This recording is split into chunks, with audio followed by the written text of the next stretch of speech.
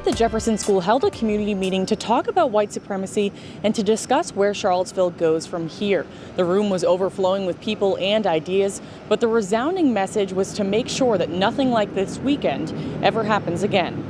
We've got to make sure that they're uncomfortable being here, then make sure that it is known that they're not welcome here.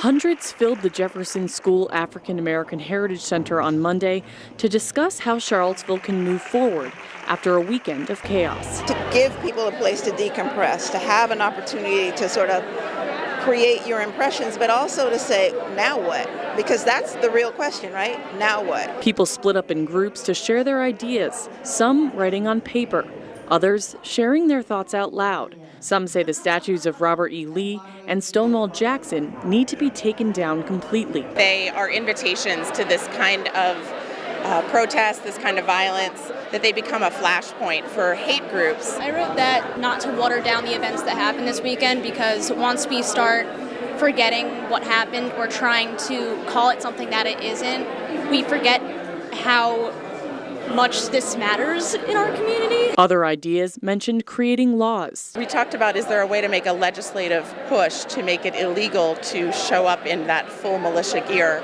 It was hard for a lot of residents to know whether these people were police, were they National Guard, or were they protesters, and it was unclear. People attending say the rally cannot be ignored.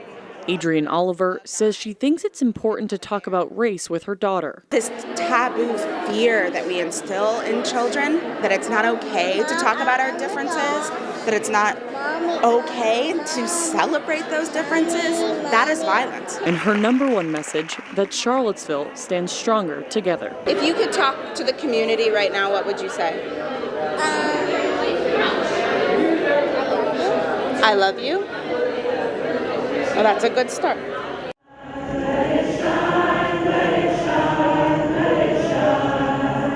More than 1,000 people filled UVA's lawn Wednesday in a candlelight vigil for unity. I think we did have evil come to our town.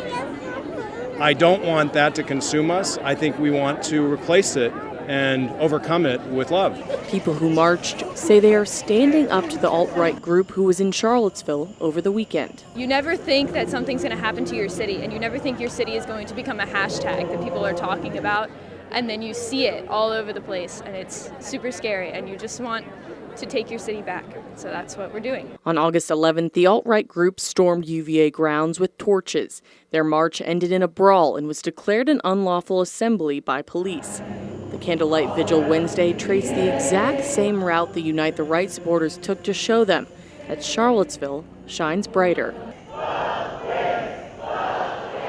These are not torches, these are candles, and there's a tremendous difference.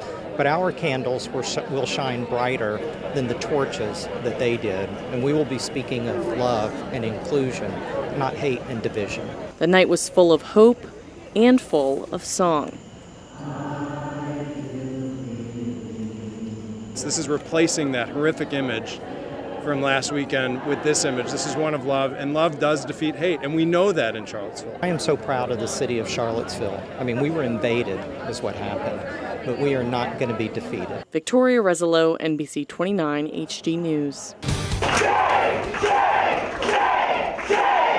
But first, chaos tonight inside Charlottesville City Council chambers. The community rages against councilors as the meeting was taken right off the rails. More unrest in Charlottesville as City Council's regular meeting abruptly ended. The crowd screamed at councilors and eventually took over the meeting, forcing police to intervene. Henry Graff reports. It ended before it got off the ground. A protest erupted inside Charlottesville City Council chambers Monday night as councilors held their first meeting since deadly violence played out in city streets on August 12th. They were angry. Y'all had multiple opportunities to intervene, and you did not intervene one time. We told y'all exactly what y'all needed to do, and y'all did nothing. They demanded answers. You want to call yourselves the capital of the resistance? The resistance was the medics who saved lives. The resistance are the citizens who are identifying the perpetrators of hate crimes. They wanted someone held accountable. Somebody's got to be held accountable for not only the blood of those 3 lives, but for every injury that happened this past weekend. And I will be damned if I see another one of my brothers or sisters get beaten or die. At one point, councilors and city staff fled the room as protesters jumped up where council sits with a banner saying, "Blood on your hands." If you guys can't do your job and protect these people, because this is my extended family right here. If you can't do it, I'm going to get somebody together and we going to do it. Charlottesville police officers flooded council chambers in an attempt to keep the crowd calm. But it backfired. 3 people were hauled out and arrested. You can drag citizens out of here, your officers, and look at the officers you brought here tonight versus who is usually here. What kind of statement are you all making?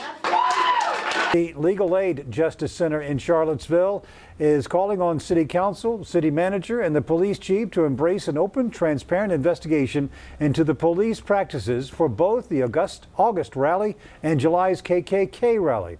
Charlottesville City Council spent more than 2 hours behind closed doors today hashing over what happened on August 12th and who should be held accountable for what went wrong. And by claiming it as a private session to discuss personnel matters, it cast a shadow over the employment status of both the police chief and the city manager. Tonight, both of those men still have their jobs, and there's no real word on who's at fault for police officers not stopping the violence sooner that played out on city streets. NBC 29's Taylor Gleason is live with our top story at 6. Good evening, Taylor. Well, counselors kept the conversation that they had today confidential from reporters. However, they were very clear in stating that they were sorry for all that has happened in Charlottesville recently with the negativity and that there were mistakes made on August 12th. We are very sorry that it culminated in the lives of 3 people being lost. The 5 Charlottesville city councilors and the city manager met behind closed doors Thursday. We talked about what was going on this summer, both July 8 and August 12, and that is where we're leaving it. The conversation was private, but council members say they want an open dialogue on how to improve city safety measures. We are holding ourselves accountable, and we had a kind of conversation with our city manager about what we need to be doing moving forward. They say no one person is truly at fault. We're not looking to place blame, quote unquote, on anyone. I think it's also important that Mayor Signer, myself, all of council, I think we all will agree that we made there were some mistakes that were made, and there definitely is room for improvement on all fronts. Some councilors believe there could have been ways to prevent the chaos that occurred on August 12th. Now they are looking to start answering questions that were brought during Monday's overrun council meeting. We definitely have to empathize and understand why people are so passionate and upset about how things transpire. We have to acknowledge that, and we have to provide people with the opportunity to express themselves. They hope to have a clear answer for the community when it comes to the question of what happens next. We're going to be fine. Like, we are going to continue to move forward. The city manager has appointed a community task force to look at all that did occur on the 12th. It'll take 2 to 3 months to complete the entire review. Taylor Gleason live outside Charlottesville City Hall tonight. Thank you, Taylor. Charlottesville Mayor Mike Signer, in a lengthy social media post, says he was intentionally kept in the dark about police plans for the August 12th Unite the Right rally downtown. Yeah, Signer blames Police Chief Al Thomas for that and for telling him the only way he could help that day was to stay out of the chief's way. That's where NBC 29's Henry Graff picks up our team coverage. Hi, Henry. Casey, good evening. Mayor Mike Signer's post on social media caught some of his fellow city councilors off guard yet again, as well as those inside Charlottesville City Hall. He posted it shortly before that closed-door meeting that happened this morning at City Hall. The post was directly about council's closed session regarding personnel matters. Signer attempted to relitigate the events that led up to that violent weekend, adding that as mayor, he was not allowed into the city's command center during monitoring operations. The mayor also said council was not given the security plan for August 12th. Signer told me today that he wrote the post to tell the community how city government works and his role in it. I think we've all spoken in our own ways about our concerns, about what we want to happen going forward. So the most important thing going forward is that council speaks with one voice, that we act collectively. In his post, the mayor also said there are serious questions about the city's handling of security, communications, and governance. And as you heard the mayor there in that portion of the interview, he did say that council should be speaking as one entity. But tonight, Signer's fellow councilors and those in City Hall are wondering when exactly that is going to happen based off the mayor's latest social media post. All right, Henry Graff live in downtown Charlottesville. Thank you, Henry. A town hall meeting to discuss what happened on August 12th, planned for tonight, will now happen this weekend. Instead, the community recovery meeting will be Sunday afternoon from 3 to 5 at Charlottesville High School. That change comes because the city says there was a scheduling conflict at CHS. This get-together follows a boisterous city council meeting on Monday night where people demanded answers from Charlottesville leaders about logistics and police response to the events on August 12th. Tonight, Charlottesville's mayor is being put under the microscope for his leadership during a time of crisis. Community members and others say Mike Signer may be more concerned about his image than accepting responsibility for the city's failures during that Unite the Right rally almost 2 weeks ago. NBC 29's Henry Graff is live at City Hall with our top story details. Good evening, Henry. Steve, good evening. Yeah, I spoke with a number of people today, from City Hall to the streets of Charlottesville itself, and they all tell me the same thing, that Mayor Mike Signer's social media post from yesterday, along with his handling of Monday night's chaotic city council meeting and other events, were, quote, absolutely improper. You've been called to order, so you'll have to hear me. Whether it's a city council meeting he could have better planned for or social media posts, there's a growing concern about the leadership coming from Charlottesville City Hall, specifically from the mayor himself. You don't come out and point fingers at people as a leader. Thursday, Mayor Mike Signer issued a statement on Facebook just prior to a closed-door city council meeting. In it, he blamed City Manager Maurice Jones and Police Chief Al Thomas for their response to the violence downtown on August 12th. Even things that he may not be directly responsible for, he's the mayor of this town, and he needs to take ownership for it. On the record and off, the cries are coming from within City Hall, from fellow councilors and community members, including Don Gathers and Jeff Fogel. It was all about him. It was all about, I'm not responsible for anything, and don't ever look at me. Both men were at Monday night's city council meeting where things got heated and out of hand. It was like, how could you possibly, and of course he is responsible for drawing the agenda. None of the other councilors have that responsibility. Former city councilor Dee Dee Smith, who was unseated by Signer, says she's disappointed with what she's seeing. Now in this latest tragedy, to see the level of self-promotion that is going on, I think it is time to reflect and question whether or not this is a good fit. Smith and others say it's time for healing, reviewing, and moving forward as one. It's such a time for leadership, and we're just not seeing it.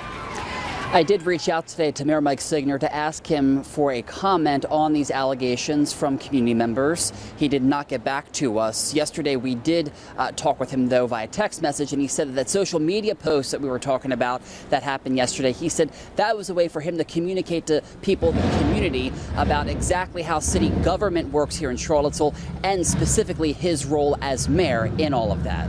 Henry Graff live outside Charlottesville City Hall tonight. A former Charlottesville federal prosecutor will lead an independent review into 3 events involving white supremacists. Tim Heathy will lead the external review of the city's response to the May 13th Torchlight Rally at Emancipation Park, the July 8th Ku Klux Klan rally in Justice Park, and the August 12th Unite the Right rally at Emancipation Park. These are hard issues of balancing the First Amendment and the Second Amendment, right? The right to bear arms and the right to protest and public safety. When those things conflict, that creates tension, obviously. And we need to help the city figure out how to manage that tension. Tonight, Charlottesville's city manager is firing back at claims made by Mayor Mike Signer about the city's preparations and response to the Unite the Right rally. The Daily Progress obtained a confidential memo outlining those concerns from the mayor and city councilors to city manager Maurice Jones ahead of this closed-door meeting Thursday. Jones is responding tonight. In this 5-page letter, he argues 16 points brought up in that memo. Jones says city staff moved forward with plans to relocate the rally, even though the will of council to move the rally from Emancipation to McIntyre Park was never clear. In response to concerns about police officers ignoring people asking for help, Jones says police commanders will review body camera footage from each officer assigned to the rally and counter-protest. Jones also claims Mayor Signer threatened his job and the police chief's job twice during the height of the crisis, telling Jones, quote, "You work for me." Jones and the police chief are still employed by the city. Tonight, Mayor Signer tells NBC 29 he regrets that comment. He says it came out in a heated moment on a horrible day. What happened? I'm not going to work with that agenda, so if that's what you have in mind, you'd better rethink it right now. Thank you very much. Emotions run high at a town hall meeting meant to help Charlottesville recover from the violence related to the Unite the Right rally and protests. Instead, many people are expressing outrage at city council and police. More was said than done at that town hall tonight. For 3 hours, people stood in line waiting their turn to say how they felt about the events of August 12th and to air their concerns. NBC 29's Megan Moriarty was there and has the details in our top story at 10. Megan? Good evening, Matt. Charlottesville High School was packed with people speaking out against the Charlottesville Police Department and City Council members. And most say they just do not feel safe anymore. Council must resign because there is blood on their hands. People in Charlottesville feel betrayed. We truly don't trust your boss, and we certainly don't trust your boss's boss. Angry. Nobody was intervening in all of this violence that was happening. And bewildered. Where is the understanding of our side and the understanding of good and how good is subjective, but somehow deep down inside, everybody knows that hitting a girl with a car is wrong. They came out by the dozens Sunday to a town hall meeting hosted by the city and the Community Relations Services Division of the U.S. Department of Justice. The meeting was meant to allow people to express their concerns and work together to come up with solutions. Every time we have had something happen here in Charlottesville, they have these meetings where they ask for suggestions on what we can do to change, and nothing ever changes. They just basically want the community to come in to speak, be outraged, and get it all out and calm down. But the issues seem to outweigh the resolutions. People brought up their concerns about open carry firearm laws, Confederate monuments, housing, and the role of the police on August 12th. You couldn't see a Charlottesville police officer anywhere. Something needs to be done with the Charlottesville Police Department because, like I said, we already knew that we weren't going to be protected. We want to know why were they told to stay in town. City Councilor Kathy Galvin says leaders need to own up to their mistakes and the city needs to be better prepared if this happens again. I'm deeply sad. I apologize to my city for the fact that this violence happened and that 3 people died and over 30 people injured. Most believe this violence is rooted in an existing issue that has been going on for a while. This community needs to heal in racial terms. It has nothing to do with outsiders. The community is really governed by white supremacy.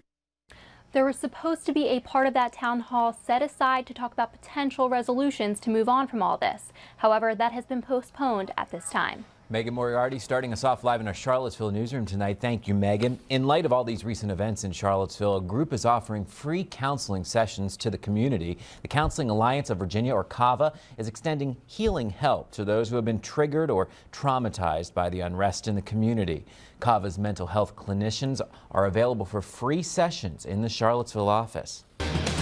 Right now, Charlottesville is facing a challenge of recovering from weeks of bad press and lost profits, while also reconciling decades of divisions in the city. Yeah, business and tourism leaders are launching a new campaign to change the city's image in hopes of bringing people back to the city. But they're also listening to make sure everyone's included in the economic recovery. NBC 29's Matt Tallhelm is live on the downtown mall with our top story tonight. Hi, Matt.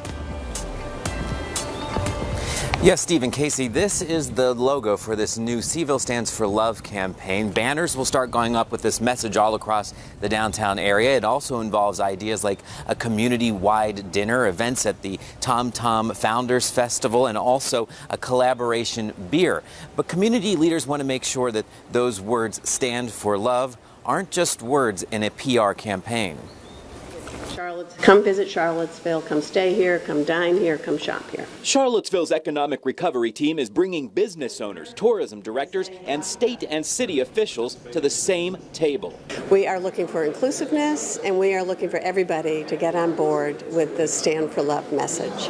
They're kicking off that marketing campaign to deal with an immediate aspect of the aftermath from August 12th's Unite the Right rally and violence. Our businesses need our support, and we have had a tough summer. We are hearing there are small shop owners here that we know and love and shop at, that they are going to the bank to take out a $5,000 loan, a $3,000 loan to make their payroll. But they're also struggling with some tough love. Love is passionate. Love is sometimes not what we want, what we like. It's hard. It's work. Yolanda Harrell worked in the hospitality industry in Charlottesville. She wants to make sure the city has a long-term strategy for recovery and reconciliation. We need to authentically look at ourselves and say, what can we do so that this doesn't happen again? But that's only going to come from true change from within.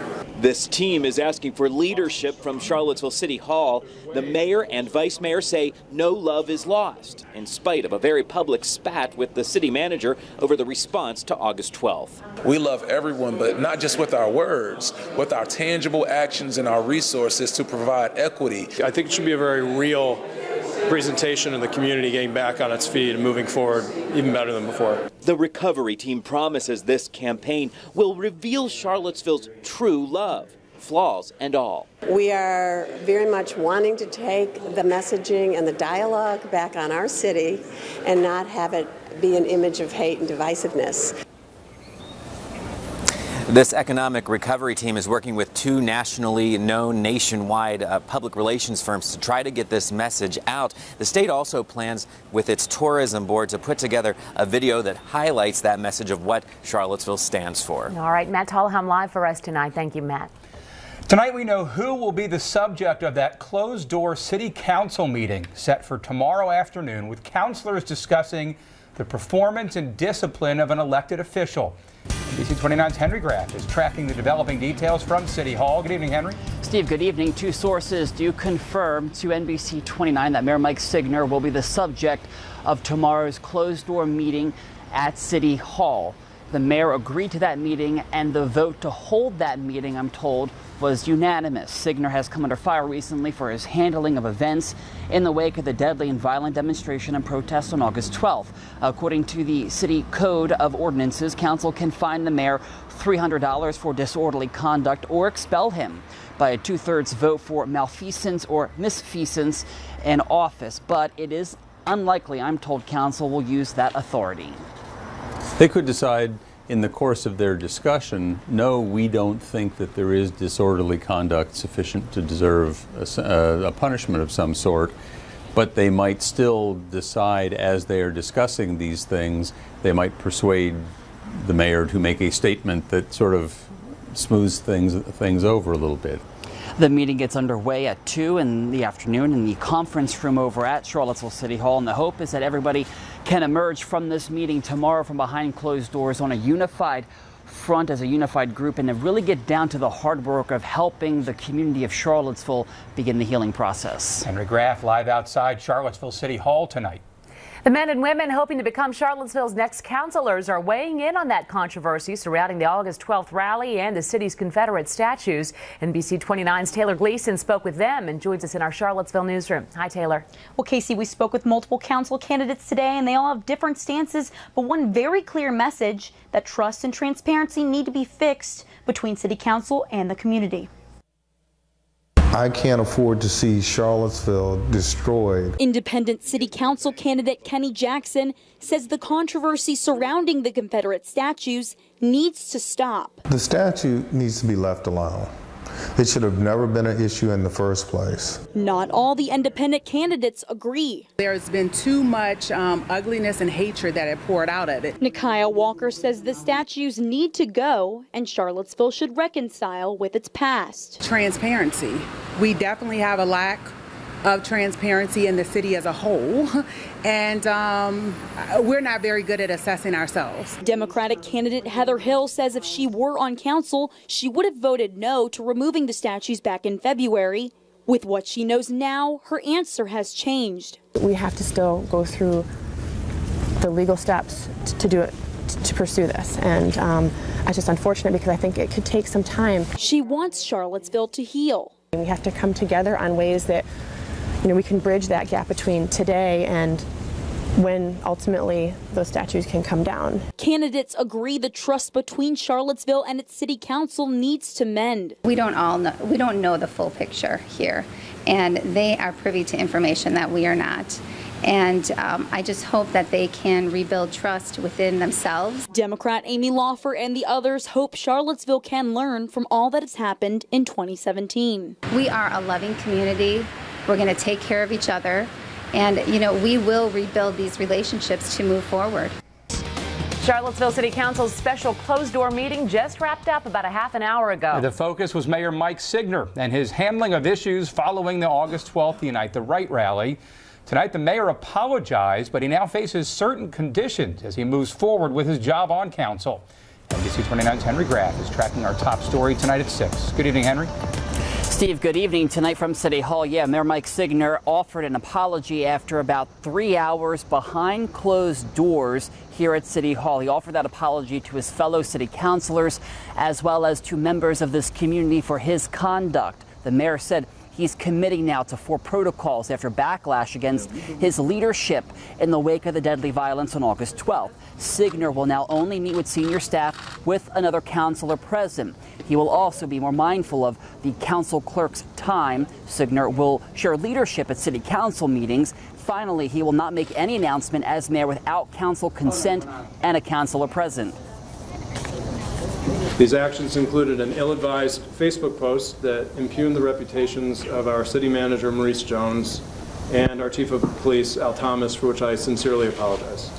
Going forward, I'm extremely committed to working with my colleagues on city council, to putting the needs of the city and our community first. 2 of Signer's fellow councilors made remarks here today as well. Kathy Galvin and Kristen Zakos both say they accept the apology from the mayor and are moving forward now together. In addition to the media that gathered here for that closed-door meeting at City Hall, community members were also here spectating, wondering what was going to happen here in the end. Some of them actually did want to see the mayor resign in the end, or at the very least have council expel him from City Council, but City Council in the end, Steve, chose to not exercise any of those types of authorities here in this situation. Henry Graff live outside Charlottesville City Hall tonight. For joining us first tonight, both Charlottesville and Albemarle County government leaders will hear from the community this week about the controversial events of August 11th and 12th. And both City Council and the Board of Supervisors are setting special time aside at their meetings this week to discuss the racial violence. NBC 29's Spencer Burke is in our Charlottesville newsroom with what we can expect. Hi, Spencer. Well, Casey and Steve, time will be set aside for people to share their feelings, voice their frustrations, and just offer ideas for next steps. Albemarle County supervisors will be starting their meeting at noon on Wednesday, 1 hour earlier than usual. The independent review into the white supremacist events over the summer in Charlottesville will rely on input from the community. Yeah, this afternoon, the man leading that review announced a new top line and a website to help with that work. NBC 29's Henry Graff is tracking the details in our top story tonight. Hi, Henry. Casey, Steve, good evening. The former federal prosecutor is just beginning that daunting task of piecing together what went wrong and what went right over the summer. Tim Hafey does know this, though, in the end, he does need to hear from a lot of eyewitnesses. The attorney held a news conference late this afternoon at City Space. He announced 2 new ways for people to relay information about 3 white supremacist events this summer. The first is a website and the second is a telephone tip line. Hafey also told reporters he does not know how long that independent review will take, but has already talked with a number of stakeholders within City Hall. We're going to talk with them, we're going to review documents, images, and try to come up with an objective narrative and chronology of what occurred. He said they don't know if they will be able to get the work done for $100,000, adding the $545 per hour rate they are currently charging the city comes at a discount from the standard rate. That new website can be found online at CharlottesvilleIndependentReview.com. That telephone tip line is 877-4HUNTON, Hunton being HUNTON. Hafey also says he wants to hear from anybody who might have documents, pictures, video from those summer rallies. All right, Henry Graff live in Charlottesville for us tonight. Thank you, Henry. Email documents revealed 2 key pieces of information leading up to the violence that unfolded in Charlottesville in August. The 88 pages of emails indicate the University of Virginia officials were alerted at 3:23 p.m. August 11th about the alt-right's plans to hold a torchlight rally on grounds. That email from the Vice Provost for Administration was sent to UVA's Chief of Police, among others. The documents also show that Mayor Mike Signer brought on a public relations firm for talking points and to coordinate media interviews leading up to and after the August 12th rally. That cost the city $4,900.